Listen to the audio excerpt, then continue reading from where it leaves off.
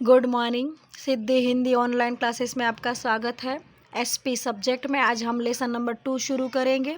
सरकारी विभाग, सार्वजनिक उपयोगी सेवाओं के तथा स्थानीय संस्थाओं के साथ पत्र व्यवहार। ठीक है, तो इसमें से कोई भी मुद्दा कैंसिल हुआ नहीं है। पहला लेसन भी पूरा का पूरा था और दूसरा लेसन भी पूरा का पूरा है। अब ये पूरा साल कोरोना की वजह से कुछ पढ़ाई छूट गई है, इसीलिए गांधीनगर से कुछ कोर्स के अंदर कोई लेसन में कुछ मुद्दे रिजेक्ट किए, कोई लेसन शायद कट कर दिया, इस तरह से। तो जब भी कोई नया लेसन शुरू होगा, कौन सा मुद्दा आएगा कौन सा नहीं आएगा, ये मैं आपको हर वीडियो के अंदर शुरुआत में बता दूंगी। तो इस लेसन में से अभी चारों के चार मुद्दे रखे गए, मतलब ये हुआ कि लेसन नंबर 2 पूरा पूछने वाले हैं। ठीक है, तो हम इसकी प्रस्तावना से शुरुआत करें। अब नाम में ही पता चल गया किस सरकार विभाग को पत्र व्यवहार करना है, सार्वजनिक सेवाओं के साथ पत्र व्यवहार करना है और स्थानीय संस्थाओं के साथ पत्र व्यवहार करना है। उस विषय में ये लेसन होगा। देखते हैं। व्यापारी संस्थाओं को सरकारी विभाग, सार्वजनिक उपयोगी सेवाओं तथा स्थानीय संस्थाओं के साथ पत्र व्यवहार करने की आवश्यकता बार बार होती है। अब कोई भी व्यापारी संस्था है, उनको इन तीनों के साथ, किस तीनों के साथ, सरकारी विभाग, सार्वजनिक सेवाओं और स्थानीय संस्थाओं, इन तीनों के साथ बार बार पत्र व्यवहार करना पड़ता है, कोई ना कोई कारणों की वजह से, कोई ना कोई कार्यों की वजह से। अब कौन से कारण है वो आगे थियरी में आएगा। इस प्रकार के पत्र व्यवहार के हेतु संबंधित विभाग के पदों के अनुरूप, अब संबंधित विभाग तो विभाग में कौन मेन पोस्ट पर है, किसको हम समझ लो सरकारी विभाग है, तो सरकारी विभाग में हमें किस डिपार्टमेंट में किस व्यक्ति को पत्र लिखना है, इसलिए यहाँ पर शब्द लिखा है संबंधित विभाग। कोई नाणा मंत्री है, कोई कापड़ मंत्री है, कोई वित्त मंत्री है, कोई पानी पुरवठा मंत्री, इस तरह से होगा ना।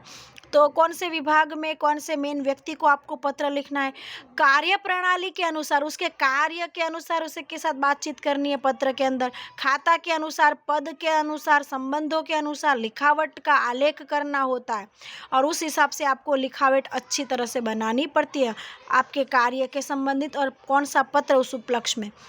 तदुपरांत सेवाएं और सुविधाएं तुरंत मिले, उसके लिए संबंधित विभागों के नियम और कानून के अनुसार अभिगम प्रदर्शित करना चाहिए। अब आपको सेवा और सुविधा मिले, लेकिन आपको भी कानून के नियमों का पालन करके उनसे सेवाएं मांगनी चाहिए।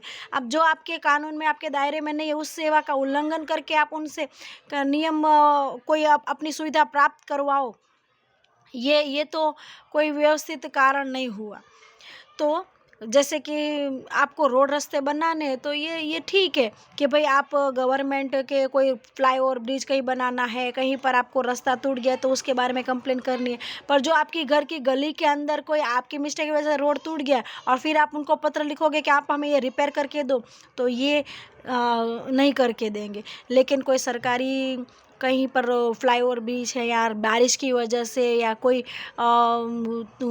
मजदूरों के द्वारा कोई गटर रिपेयर काम अधूरा छोड़ा गया हो, ऐसे नियमों की वजह से कोई अच्छी सुविधा प्राप्त नहीं हो रही हो, कहीं कोई ऐसे विस्तार में जहाँ पर सरकारी स्कूलें ना हो, अस्पताल ना हो, आवश्यकता पैदा हो, उपस्थित हो, ऐसे सब जगह पत्र लिखना आवश्यक रहता है। तो ऐसे आप पत्र व्यवहार कर सकते हो, यानी अलग अलग आवश्यकता के अनुसार।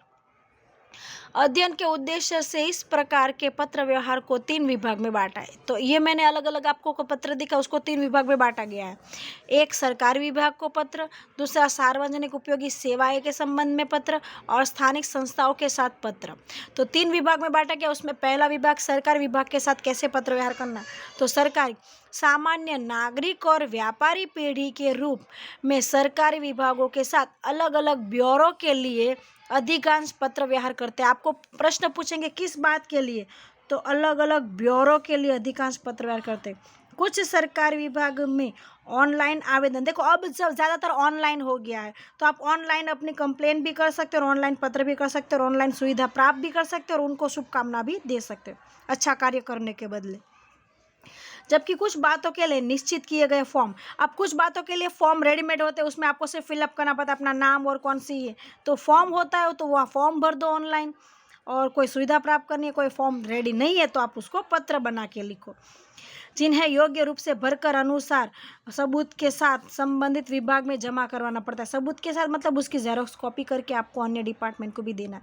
सामान्य रूप से व्यापारी पेढ़ी को विविध ब्यूरो के लिए निम्नलिखित, अब सरकारी विभाग को कौन से किस प्रकार के पत्र लिखा जाएंगे ऐसे पूछते हैं। तो सरकारी विभाग में इतने प्रकार के पत्र हम लिखेंगे। डाक तार के विभाग को पत्र लिखेंगे, टेलीफोन विभाग को पत्र लिखेंगे, रेलवे पार्सल विभाग को पत्र, कस्टम आयात निर्यात के लिए पत्र और बिक्री, ये व्यवसाय के पत्र है, बराबर है। तो व्यवसाय के लिए आप डाक तार, टेलीफोन, रेलवे पार्सल, कस्टम आयात निर्यात और बिक्री कर, इनकम टैक्स, बिक्री का कर, इनकम यानी कर, आयकर, ठीक है, बिक्री कर या आयकर, सेल टैक्स और इनकम टैक्स। इस तरह से कितने प्रकार के पत्र हो गए? 5। सरकारी विभाग को व्यवसाय से जुड़े हुए व्यापारिक संस्थाओं के द्वारा 5 प्रकार के पत्र लिखे जाते हैं। ये 1 मार्क का सवाल आपको पूछते हैं, बराबर है। अब सरकारी विभाग के पत्र हम देखेंगे किस प्रकार के होंगे। तो उसमें सरकारी विभाग के साथ पहला पत्र किया हुआ है यहाँ पर, पार्सल की सही समय पर वितरण न होने से शिकायती पत्र, ये शिकायती पत्र है, बराबर। अब इस लेसन ये एसपी में पूरा पार्ट 1 है वो पूरा पत्र के ऊपर है और पार्ट 2 है वो थियरी के ऊपर है। जो एसपी यानी सेक्रेटरी प्रैक्टिस के ऊपर है, व्यवसाय से जुड़ा हुआ, और पार्ट 1 है वो भी व्यवसाय से जुड़ा हुआ है पर उसके अंदर पूरा पत्र व्यवहार से जुड़ा ज़्यादा है। तो ये पत्र व्यवहार में पहला पत्र किसको कहा गया? शिकायती पत्र। तो इस शिकायती पत्र के अंदर ये पता है, ये फ़ोन नंबर, यानी कि पत्र का फॉर्मेट जो लेसन नंबर 1 में देखा वही का वही देखो बार बार रिपीट हो रहा है। तो अब आपको 5 मार्क के ये बोर्ड की परीक्षा में 5 पत्र पूछे जाते हैं, तो एक पत्र का 2.5 मार्क्स तो इन सब फॉर्मेट का है, तो वो तो आपके कटना ही नहीं चाहिए। और बीच का फॉर्मेट पत्र लिखना, हम फिलोसोफर है, कुछ भी बना बना के पत्र लिख देना है। और मैं इतना अच्छी तरह से बार बार आपको हर चीज़ रिपीट करती हूँ तो आप भूल ही नहीं सकते, आपका रट्टा हो जाएगा। जैसे अभी हमें याद है 6 6 36, 7 7 39, उस तरह से आपका याद हो जाएगा।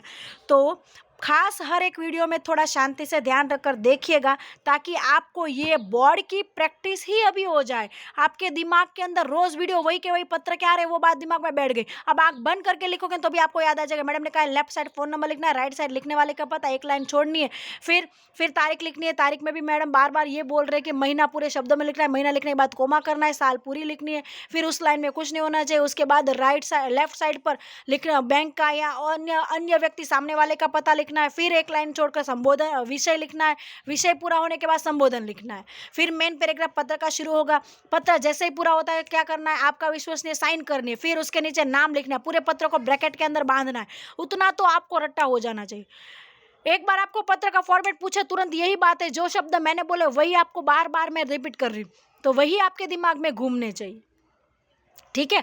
तो ये पत्र हम शुरू बाद में करेंगे, फॉर्मेट देख लो, सेम उसी तरह से है। और आज की इतनी थियरी, सरकारी विभागों को के साथ पत्र व्यवहार। तो 1 मार्क का सवाल है कि सरकारी विभाग के साथ अलग अलग ब्यूरो से अधिकांश पत्र लिखे जाते हैं, उसमें से विभागों को कितने प्रकार के पत्र लिखे जाते हैं? 5 प्रकार के पत्र लिखे जाते हैं। डाकतार विभाग, टेलीफोन विभाग, रेलवे पार्सल विभाग, कस्टम आयात निर्यात विभाग और बिक्री कर या आयात कर। ऐसा आपकी स्वाध्याय में भी 1 मार्क का सवाल पूछा गया है। तो यह आपको इतनी थियरी आज चौपड़े में सेकंड पार्ट लेसन का टाइटल दे देना है। आपको ये सरकारी विभाग को कितने प्रकार के पत्र लिखा जाते हैं इतना लिख देना है, और फिर स्वाध्याय के अंदर में जितना कहूँ ऐसे जुड़े हुए खुद आप मन से सवाल ढूंढो और लिखो, बराबर है। इतना नेक्स्ट वीडियो में मैं पत्र शुरू कर रही हूँ।